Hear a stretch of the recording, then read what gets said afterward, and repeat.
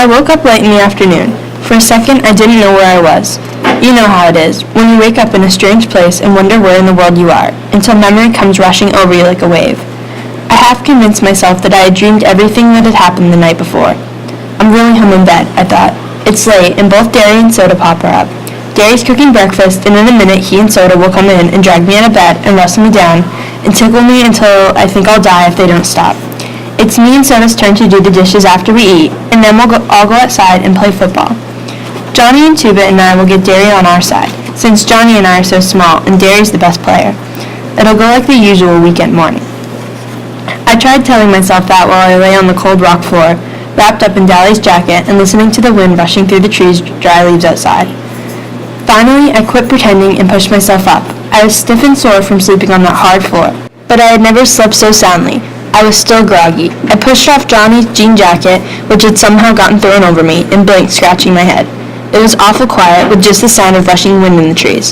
Suddenly, I realized that Johnny wasn't there. "Johnny?" I called real loudly, and that old wooden church echoed me. "Arnie? Arnie?" I looked around wildly, almost panic-stricken, but then caught sight of some crooked lettering written in the dust of the floor. "Went to get supplies. Be back soon. J.C." I sighed and went to the pump to get a drink. The water from it was like liquid ice, and it tasted funny, but it was water.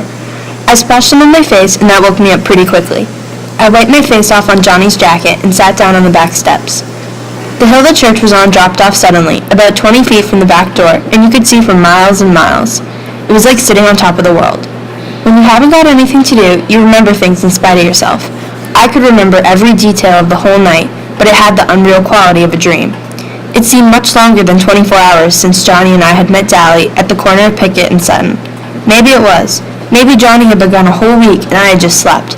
Maybe he had already been worked over by the fuzz and was waiting to get the electric chair, since he wouldn't tell where I was. Maybe Dally had been killed in a car wreck or something and no one would ever know where I was, and I'd just die up here, alone, and turn into a skeleton.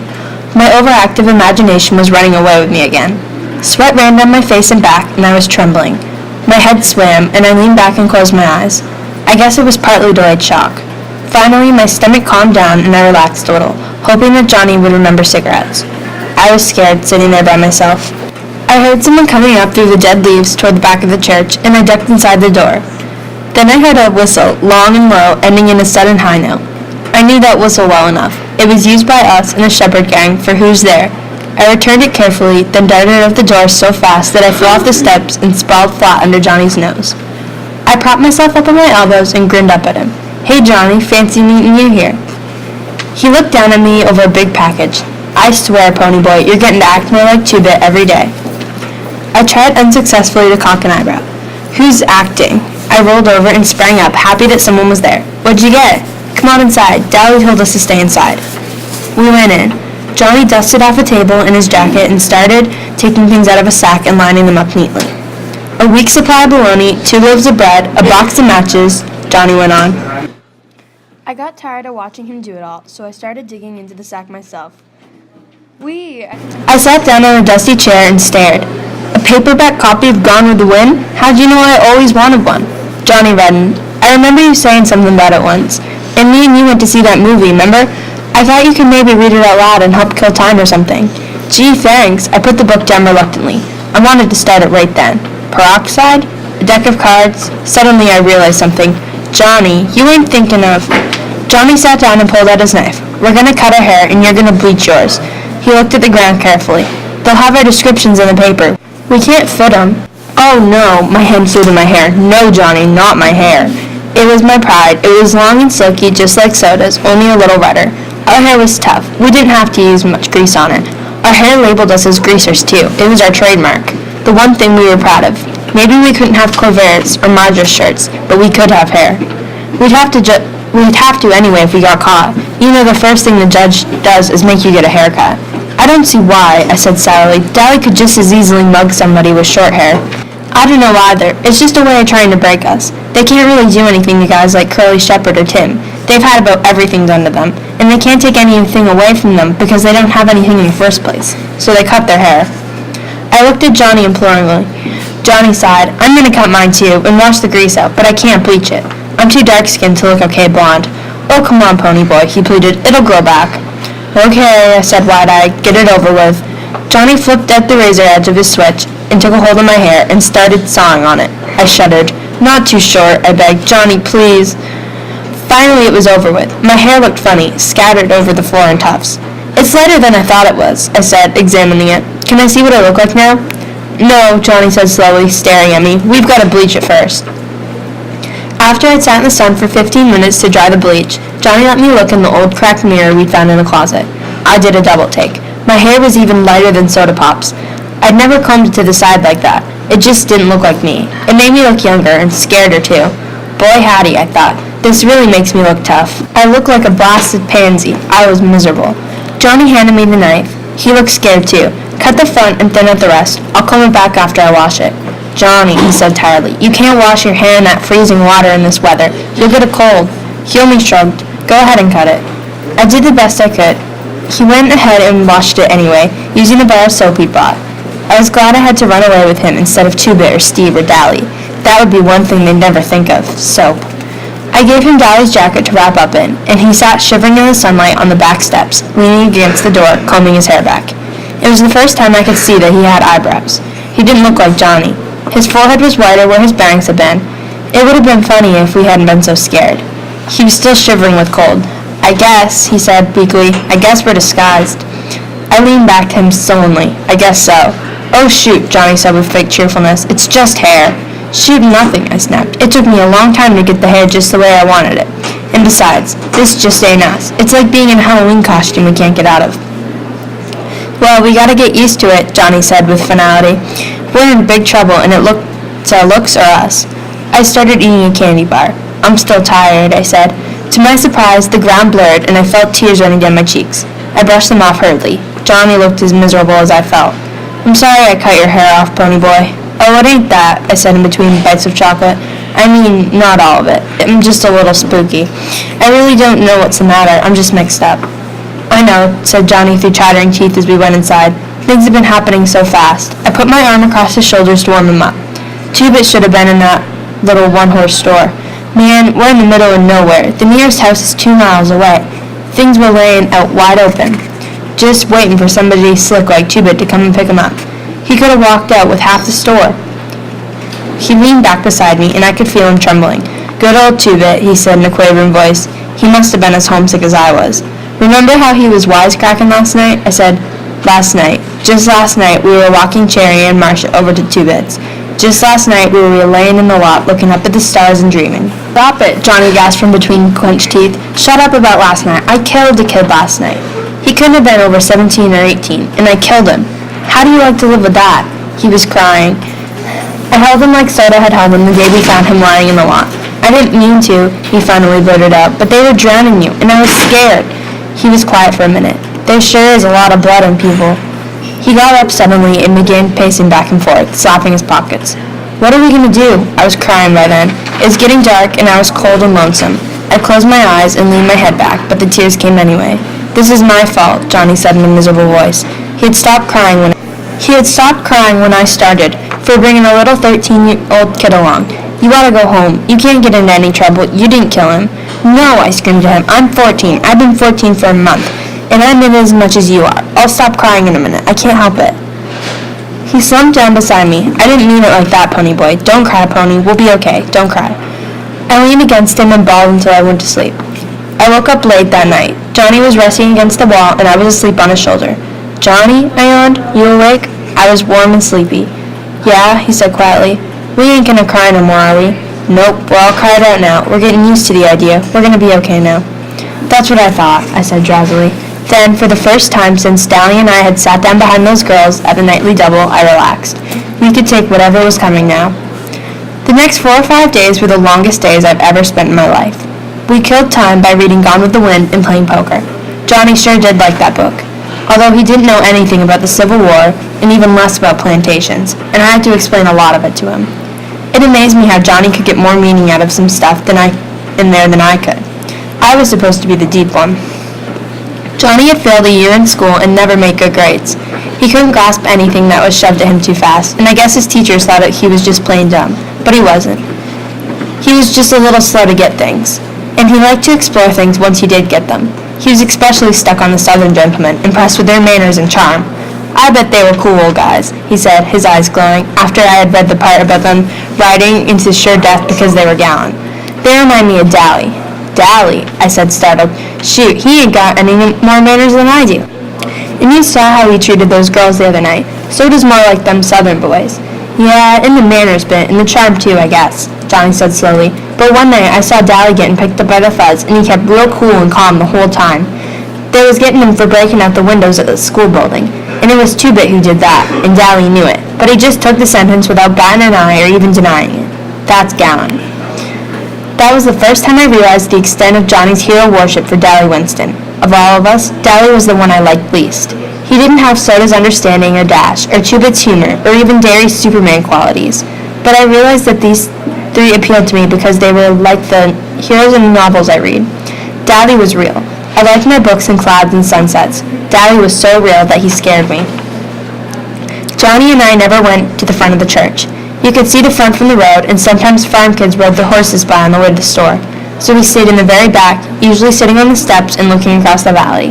We could see for miles, see the ribbon of highway and the small dots that were houses and cars. We couldn't watch the sunset, since the back faced the east, but I loved to look at the colors of the fields and the soft shadings of the horizon. One morning, I woke up earlier than usual. Johnny and I slept huddled together for warmth. Daddy had been right when he said it would get cold where we were going.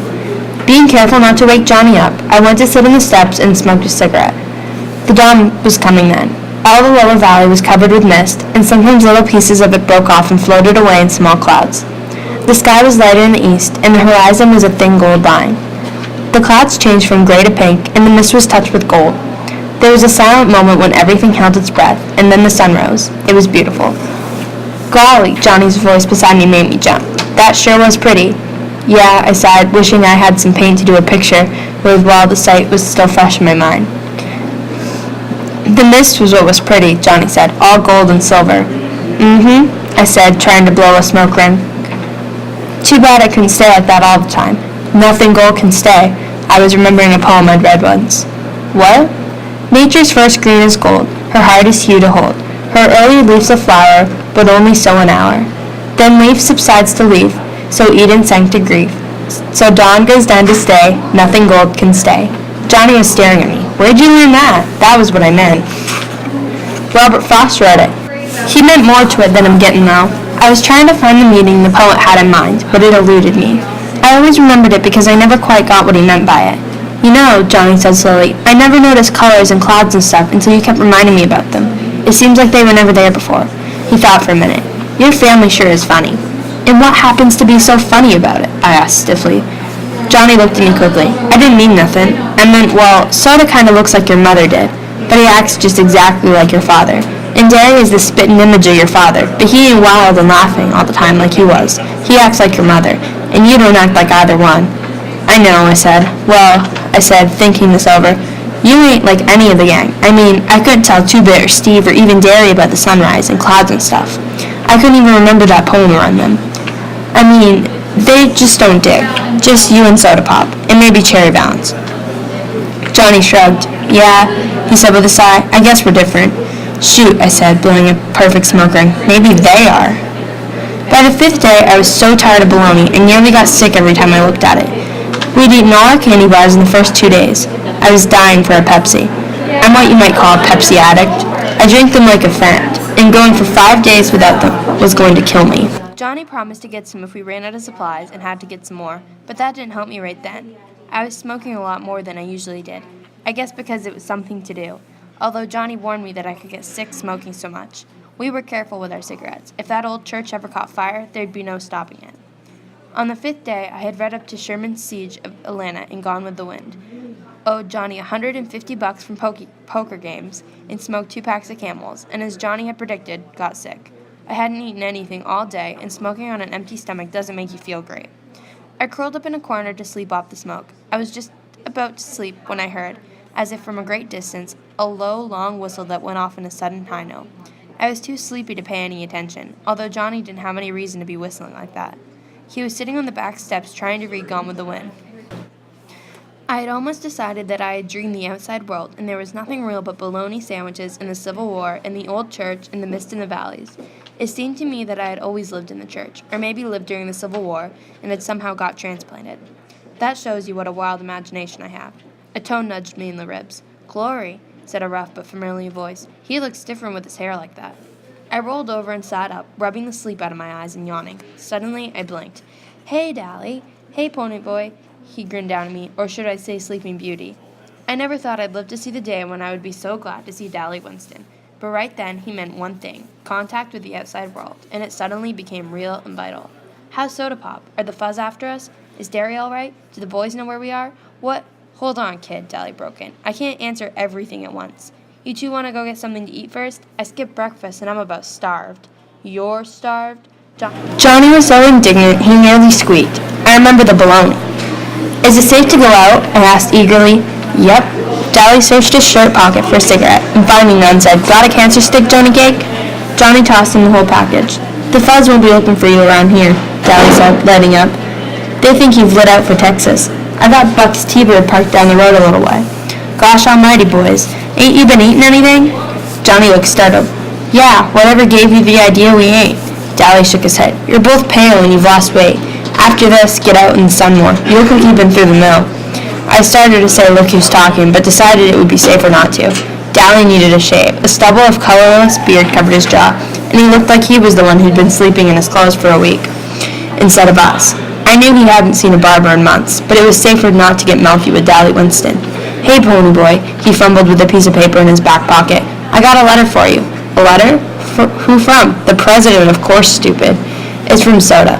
"Sodapop?" I said, bewildered. But how did he know? "He came over to Buck's a couple days ago for something and found that sweatshirt. I told him I didn't know where you were, but he didn't believe me. He gave me this letter and half his paycheck to give to you. Kid, you ought to see Derry. He's taking this mighty hard." I wasn't listening.